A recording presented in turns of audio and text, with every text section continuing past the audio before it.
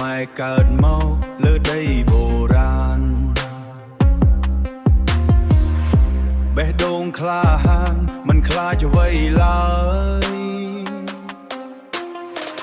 ឈាមបុកបរងហូរនៅក្នុងខ្លួនរក្សាទឹកដីដោយចិត្តមុតមមយើងជាកូនខ្មែរមិនចុះចាញ់នរណាឈរមុខខ្យល់ភ្លៀងចិត្តនេះតែរឹងមាំក្លាហានស្មារតីអ្នកចម្បាំងនៅក្នុងឈាមជាតិការពារដែនដី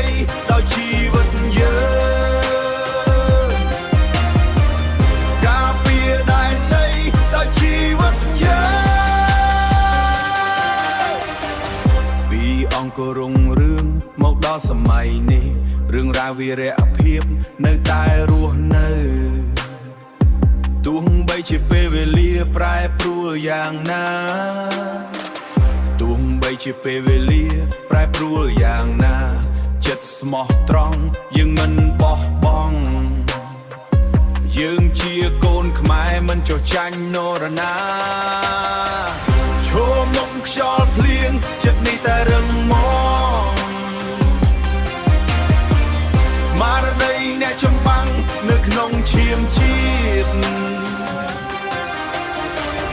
ការពារដែនដីដោយជីវិតយើងការពារដែនដីដោយជីវិតយើង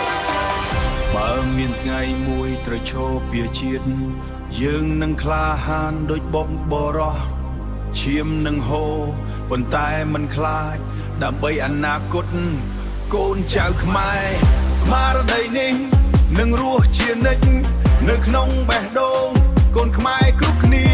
ដីនេះជារបស់យើងយើងត្រូវការពារជាតិខ្មែររស់រៀនមានជ័យជានិច្ច